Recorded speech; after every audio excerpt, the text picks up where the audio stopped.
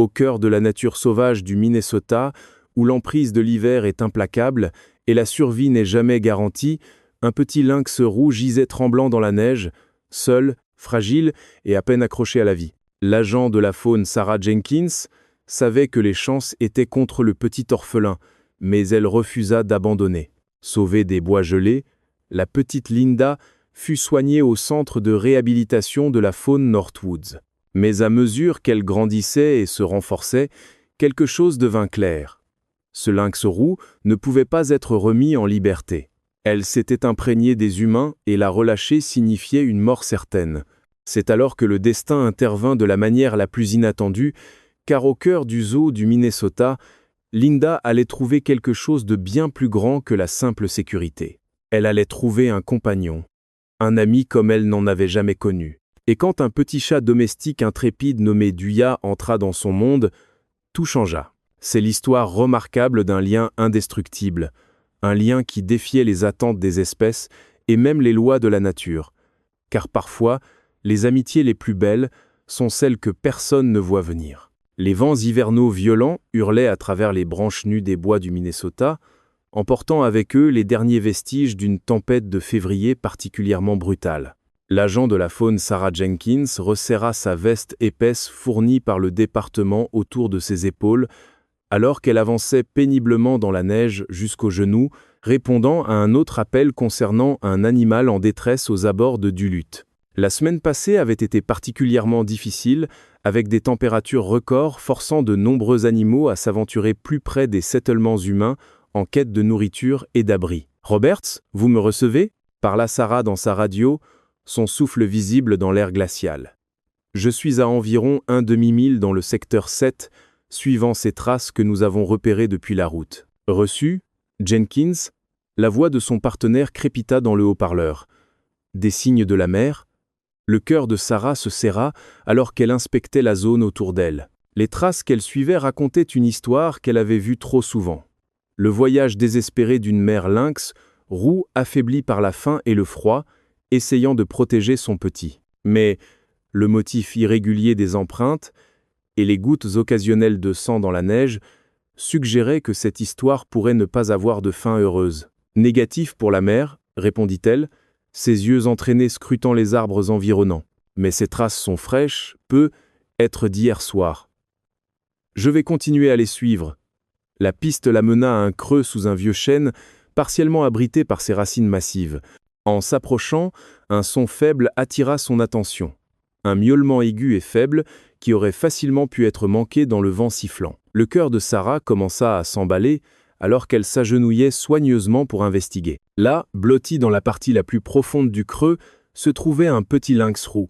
Pas plus de quelques semaines, son pelage tacheté saupoudré de neige et son petit corps tremblant violemment contre le froid. Sarah pouvait voir les signes indéniables de la dernière tentative d'une mère pour protéger son petit. Des branches et des feuilles rassemblées pour créer un nid de fortune et la chaleur fait digne d'un corps qui était récemment parti. « Roberts, j'ai une situation ici. » Radio à Sarah, sa voix tendue d'émotion. « J'ai trouvé un petit, probablement 3 à 4 semaines. Les traces de la mère s'éloignent du repère, mais elle s'arrêta, sachant ce que l'épreuve devant elle signifiait. Je ne pense pas qu'elle ait survécu à la nuit. Quelle est la condition du petit ? Demanda Roberts, sachant déjà ce qui allait suivre. Sarah tendit soigneusement la main dans le creux, ses mains gantées douces, alors qu'elle évaluait la petite créature. Le petit, trop faible pour résister, miaula simplement pitoyablement. Critique, hypothermique, probablement n'a pas mangé depuis au moins aujourd'hui. Nous devons l'amener au centre de faune immédiatement. J'alerte le docteur Martinez. Elle est encore au centre avec ses cerfs blessés d'hier. Retournez à la route, je vous retrouve à mi-chemin. Alors que Sarah enveloppait soigneusement le petit dans sa couverture thermique de rechange, elle ne pouvait s'empêcher de ressentir un mélange de tristesse et d'espoir. La perte de la mère était une tragédie, une autre victime de l'hiver impitoyable, mais il y avait encore une chance de sauver son héritage. « Ça va, petit ?» murmura-t-elle, berçant le paquet contre sa poitrine. « Nous allons t'amener quelque part au chaud. » Le centre de réhabilitation de la faune Northwoods était déjà en pleine activité quand Sarah arriva. Le docteur Elena Martinez, la vétérinaire en chef du centre, attendait à l'entrée, ses mains expérimentées prêtes à recevoir leurs nouveaux patients.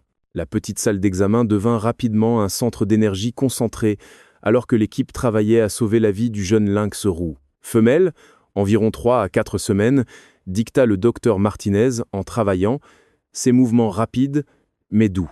Hypothermie sévère, déshydratation et probablement hypoglycémie.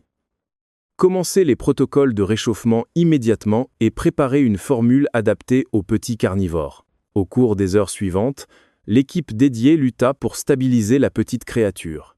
Des fluides chauds furent administrés, sa température corporelle fut soigneusement élevée et finalement elle accepta son premier repas par biberon, une formule spéciale conçue pour imiter le lait de sa mère. À mesure que l'état du petit s'améliorait, le docteur Martinez commença à voir des signes du combattant en elle, une étincelle dans ses yeux bleu-gris qui parlait d'une volonté de vivre. « Elle va s'en sortir », annonça le docteur Martinez à Sarah, qui était restée bien au-delà de son quart pour surveiller les progrès du petit. Mais elle aura besoin de soins 24 heures sur 24 pendant les prochaines semaines. Sarah hocha la tête, le soulagement l'envahissant. « A-t-elle déjà un nom ?» Le docteur Martinez sourit, regardant le petit tété avidement son biberon, sa petite patte pétrissant l'air de contentement.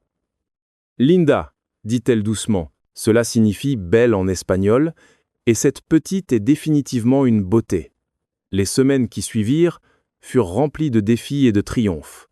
Linda se révéla être une survivante, grandissant plus forte chaque jour sous l'attention soigneuse du personnel du centre de réhabilitation. Cependant, à mesure qu'elle se développait, il devint clair que son traumatisme précoce et son élevage à la main par des humains rendraient sa remise en liberté impossible. Elle s'était imprégnée de ses soigneurs humains et, bien qu'elle conservait beaucoup de ses instincts sauvages, elle manquait de la peur des humains nécessaires pour survivre dans la nature. « Nous devons commencer à penser à un placement à long terme », dit le docteur Martinez lors d'une réunion du personnel, 3 mois après le sauvetage de Linda. Elle va merveilleusement bien, mais elle n'est pas candidate à la remise en liberté. La solution vint d'une source inattendue. Le zoo du Minnesota avait récemment étendu son exposition sur la faune nord-américaine et cherchait des animaux ambassadeurs, des créatures qui pourraient aider à éduquer le public sur la faune locale tout en recevant les soins spécialisés dont elles avaient besoin. Quand ils entendirent l'histoire de Linda, ils exprimèrent immédiatement leur intérêt. « C'est parfait, » dit Sarah, regardant Linda jouer avec un jouet d'enrichissement dans son enclos au centre de réhabilitation. « Elle aura des soins appropriés, beaucoup d'espace, et elle pourra aider les gens à comprendre pourquoi protéger notre faune native est si important. » La transition vers le zoo fut soigneusement planifiée et exécutée. Linda fut introduite progressivement à son nouveau foyer, lui permettant de se familiariser avec l'espace avant d'être exposée au public. Son enclos fut spécialement conçu pour imiter son habitat naturel, avec des structures d'escalade, des cachettes et diverses activités d'enrichissement pour la garder stimulée mentalement et physiquement. Mais malgré les excellents soins et l'attention qu'elle recevait, il manquait quelque chose dans la vie de Linda. Le personnel du zoo remarqua que bien qu'elle soit en bonne santé et active, elle semblait manquer d'interactions sociales dont même les jeunes chats, en tant qu'espèces solitaires, avaient besoin pour un développement approprié. Elle observait souvent les gardiens avec des yeux pleins de longing quand ils quittaient son enclos, et ses sessions de jeu, bien qu'énergiques, avaient une qualité désespérée, comme si elle essayait de combler un vide.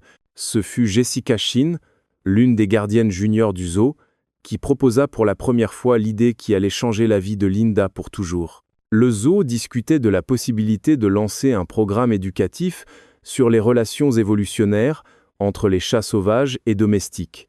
Et Jessica vit une opportunité de résoudre 2 problèmes à la fois. « Et si nous pouvions lui trouver un ami ?»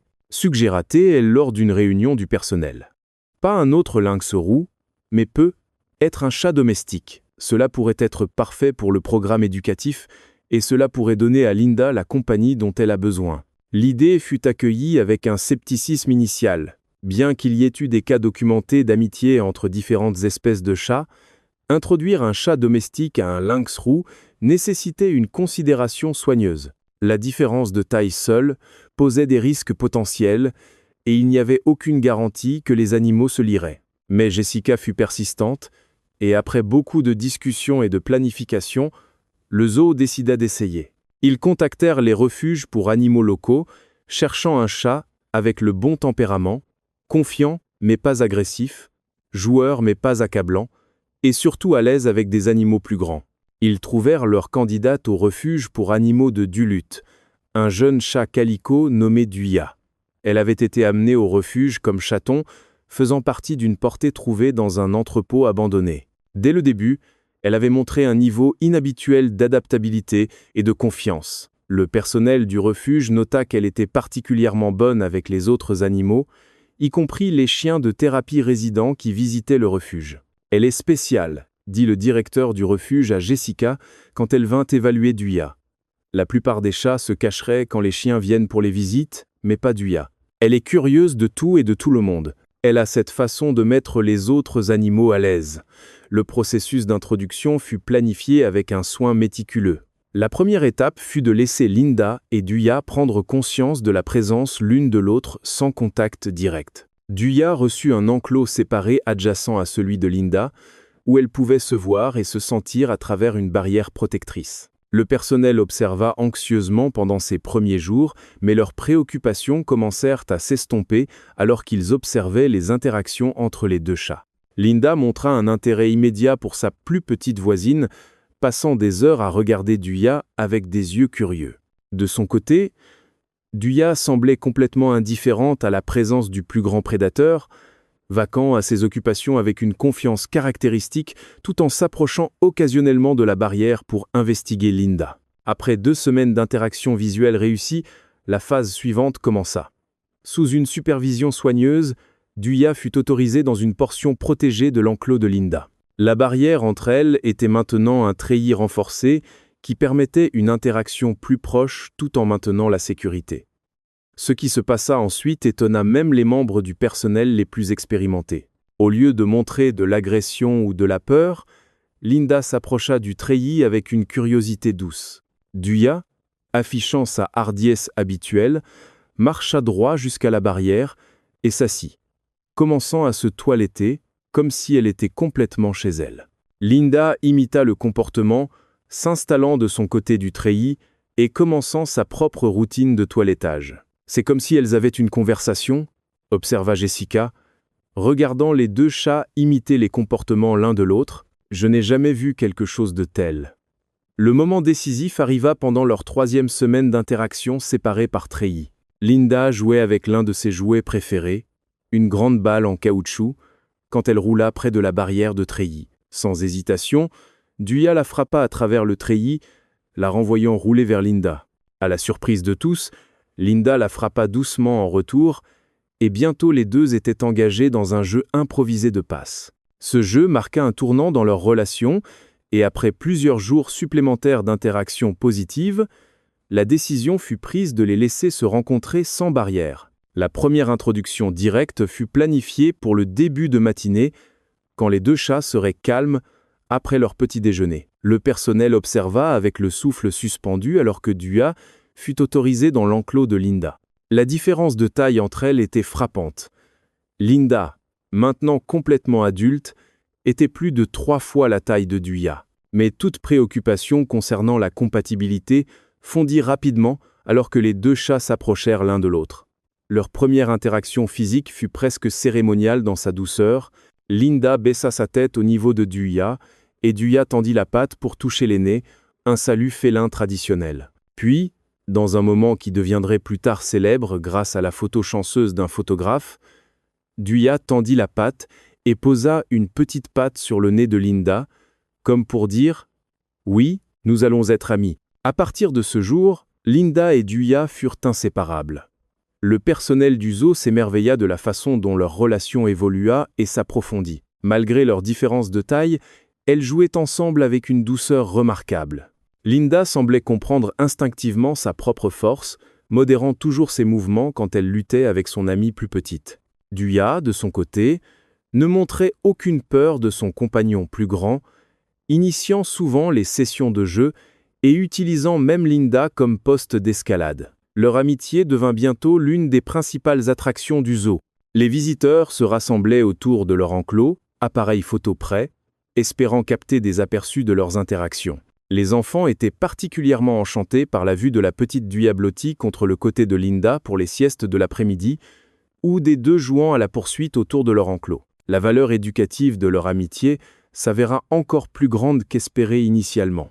Le zoo développa un programme populaire appelé Chats de toute taille, utilisant la relation de Linda et Duya pour enseigner aux visiteurs l'évolution féline, le comportement et la conservation. Les groupes scolaires étaient particulièrement captivés par la paire improbable et leur histoire aida à susciter de nombreuses discussions sur l'amitié, l'acceptation et l'importance de regarder au-delà des différences superficielles. Mais être l'aspect le plus remarquable de leur relation fut la façon dont elle changea les deux chats à un niveau fondamental. Linda, qui semblait autrefois solitaire malgré toutes les activités d'enrichissement fournies, montra maintenant un nouveau niveau de confiance et de contentement. Ses interactions avec les gardiens devinrent plus détendues et elle commença même à montrer plus d'intérêt pour les programmes éducatifs, semblant se nourrir du confort naturel de Duya autour des humains. Duya, déjà un chat confiant, s'épanouit dans son rôle de compagnon de Linda. Elle semblait comprendre son importance dans la vie de Linda et prenait ses responsabilités d'amie et de partenaire de jeu au sérieux. Les gardiens l'observaient souvent encourageant Linda à jouer quand le lynx roux semblait abattu ou fournissant une compagnie confortable pendant les orages quand Linda serait typiquement anxieuse. Leur histoire attira l'attention des médias nationaux quand une série de photographies montrant leur amitié devint virale sur les réseaux sociaux. Les images capturaient l'essence de leur lien remarquable.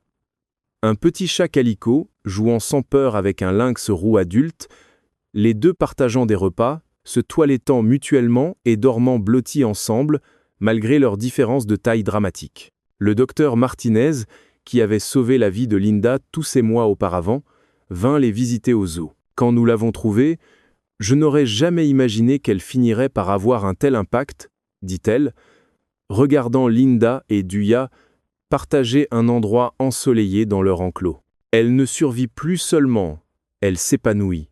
Et elle nous aide à enseigner aux gens que l'amitié ne connaît pas de limites. Sarah Jenkins, l'agent de la faune qui avait trouvé Linda dans ce creux froid, devint aussi une visiteuse régulière. Chaque fois que je les vois ensemble, je pense à ce jour dans la neige, réfléchit-elle. Linda a perdu sa mère, mais elle a trouvé une famille différente. La nature a une façon d'équilibrer les choses, n'est-ce pas? Au fil des années, l'amitié de Linda et Duya ne fit que se renforcer. Elles développèrent leur propre routine unique et façon de communiquer. Le matin, elles se saluaient avec de doux coups de tête avant de partager le petit déjeuner. Pendant la journée, elles alternaient entre jouer et trouver des endroits ensoleillés pour des sessions de sieste communes. Le soir, elles se toilettaient souvent mutuellement avant de s'installer pour la nuit, Duya généralement blottie contre le côté de Linda ou étirée sur son dos. Leur histoire devint un symbole d'espoir et de possibilités, inspirant d'innombrables visiteurs et menant même à plusieurs livres pour enfants sur leur amitié. Le zoo reçut des lettres de tout le pays.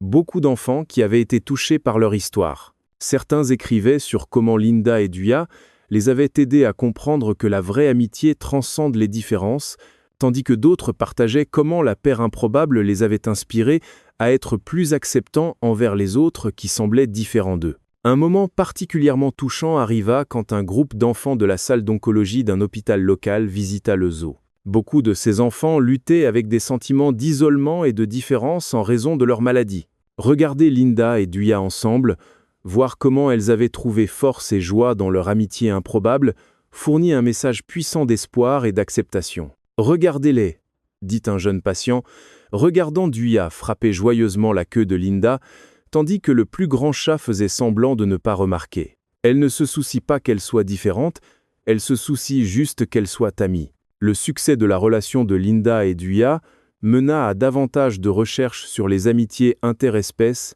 et leurs bénéfices potentiels dans les soins de la faune en captivité. Leur histoire démontra qu'avec une introduction et une supervision appropriées, de telles relations pouvaient fournir un enrichissement précieux pour les animaux qui ne pouvaient pas être remis en liberté. À mesure que la notoriété de Linda et Duya grandissait, le zoo veilla à maintenir l'intégrité de leurs relations et à assurer que leur bien-être restait la priorité absolue.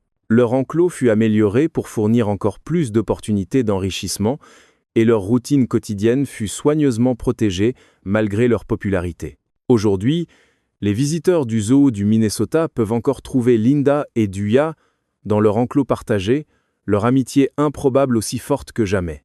Linda, le lynx roux sauvé qui faisait autrefois face à la mort dans le froid hivernal, et Duya, le calicot confiant qui ne craignait rien, continuent de démontrer que les liens d'amitié peuvent combler n'importe quel fossé, même celui entre un lynx roux sauvage et un chat domestique. Leur histoire sert de rappel que parfois les relations les plus belles viennent des endroits les plus inattendus et que l'amour et l'amitié ne connaissent pas de frontières de taille, d'espèce ou de circonstances. Dans un monde qui semble souvent divisé par les différences, Linda et Duya nous montrent que ce qui compte le plus n'est pas comment nous apparaissons ou d'où nous venons, mais les connexions que nous faisons et l'amour que nous partageons. Alors que le soleil se couche sur le zoo chaque soir, Linda et Duya peuvent être trouvés à leur endroit préféré, blottis ensemble, deux chats très différents unis par une amitié extraordinaire. Leur histoire continue de toucher les cœurs et de changer les esprits. Un visiteur à la fois, prouvant que parfois les leçons les plus puissantes sur l'amour et l'acceptation viennent des professeurs les plus inattendus.